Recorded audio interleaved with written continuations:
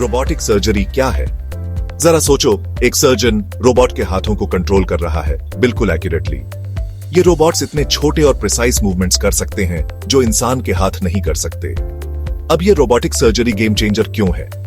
जल्दी रिकवरी, कम दर्द और छोटे निशान। ऊपर से कॉम्प्लिकेशंस का रिस्क भी कम हो जाता है और सर्जरी के दौरान ब्लड लॉस कम होता है। इस एडवांस टेक्नोलॉजी के लिए आपको दूर नहीं जाना पड़ेगा। रोबोटिक सर्जरी अब कानपुर शहर में नोबल हॉस्पिटल स्वरूप नगर में अवेलेबल है। आइए जानते हैं आज होने वाली सर्जरी के बारे में। आज जिस मरीज की सर्जरी हो रही है वह एक 68 साल की महिला है जिनको डायबिटीज और हाइपरटेंशन समस्या है।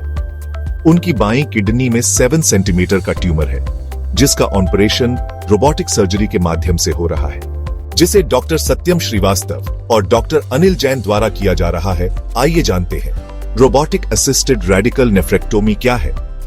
रेडिकल नेफ्रेक्टोमी एक सर्जिकल प्रक्रिया है जिसमें पूरी किडनी, आसपास की चर्बी और कभी-कभी एड्रेनल ग्रंथि और लिम्फ नोड्स को हटा दिया जाता है। यह आमतौर पर किडनी कैंसर या अन्य किडनी रोगों के इलाज के लिए किया जाता है। आइए देखते हैं सर्जरी क्लिप्स और वीडियो के आखिरी में डॉक्टर्स द्वारा ऑपरेशन का विवरण।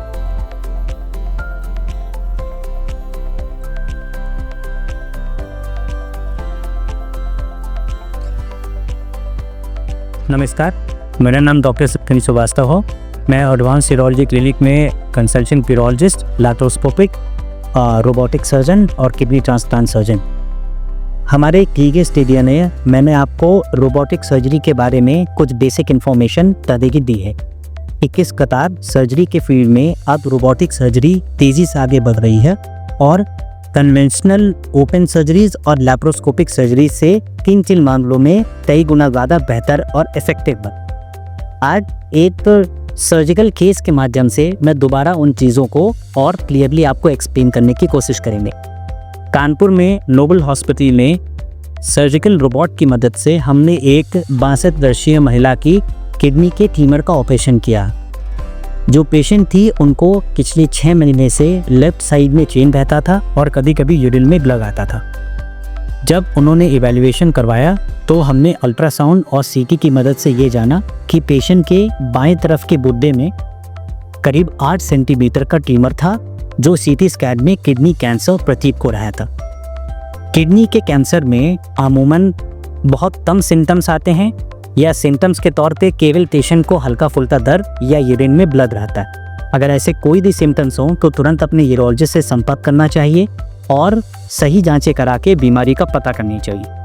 किडनी कैंसर के बारे में लोगों में बहुत सारे मिसकंसेप्शंस हैं कि इस कैंसर को छूने से ये कैंसर फैल जाता है या किसी प्रकार की खाने की दवाइयों से या आयुर्वेदिक ट्रीटमेंट से इस टाइप के कैंसर को बुलाया जा सकता है। तो मैं इस चीज़ पे बहुत स्ट्रेस देना चाहूँगा कि किडनी कैंसर्स प्योरली सर्जिबल कैंसर्स हैं, यानी इनमें सर्जरी सबसे अच्छा रिजल्ट देती है और किसी प्रकार की कीमोथेरेपी या रेडियोथेरेपी इस टाइप के कैंसर में काम नहीं करती। एडवांस केसेस में केवल इम्यूनोथेरेपी और कुछ कीमोथेरेपीज का रोल है, लेकिन मेजॉरिटी कैंसर्स ऐसे होते हैं जो टाइमली अगर डिटेक्ट हो जाते हैं तो उनकी सर्जरी से पेशेंट का पूरा उपचार हो सकता है।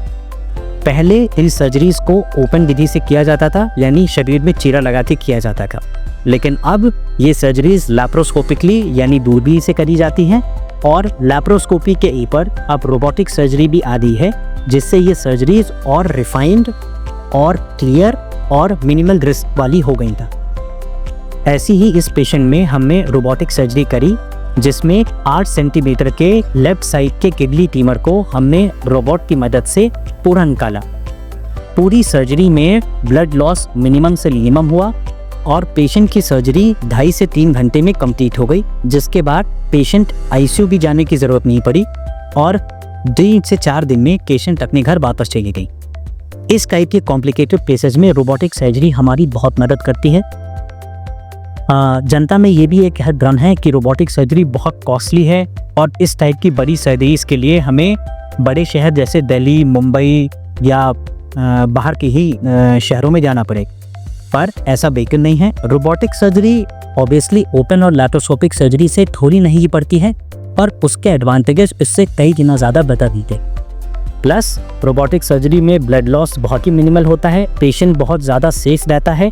और ऐसी सर्जरीज जिनमें हमें एज सर्जन्स बहुत ज़्यादा मुश्किल होती है, जैसे बहुत ही कम स्पेस में अगर सर्जरी करनी है, या कोई ट्यूमर या कैंसर बहुत ही कॉम्प्लेक्स है और वो समझ में नहीं आ रहा है नॉर्मल केसेस में, उन केसेस में रोबोट के मैग्निफिकेशन से हम उन सर्जरीज को बहुत कम समय में, बहुत ही कम खून के बहने के साथ बहुत ही अच्छे तरीके से कर सकते हैं। और ना केवल किडनी की बीमारियां, बल्कि गॉल ब्लैडर, यूट्रस के परेशान यूट्रस की सर्जरीज और पेट की किसी भी प्रकार की सर्जरीज जैसे गैस्ट्रोइंटेस्टाइनल सर्जरीज या यूरोलॉजिकल सर्जरीज, ये सारी सर्जरीज अब रोबोट की मदद से होने लगी। इस केस को हमने नोबल हॉस्पिटल में एक अपनी पूरी डेडिकेटेड टीम के साथ ऑपरेट किया। ऑपरेशन में कोई भी कॉम्प्लिकेशन नहीं हुई और रोबोटिक सर्जरी की मदद से पेशेंट अब बिल्कुल स्वस्थ है। तो इस वीडियो में मैं आपको यही इन्फॉर्मेशन देना चाहूँगा कि किसी भी प्रकार की किडनी की बीमारी के लिए सबसे पहले अपने यूरोलॉजिस्ट से जल्दी संपर्क करें। अगर कोई गंभीर बीमारी प्रतीत होती है, जैसे कि कोई गांठ है या कोई कैंसर है, तो उसका पूरा एक्सप्लेनेशन अपने डॉक्टर से लें।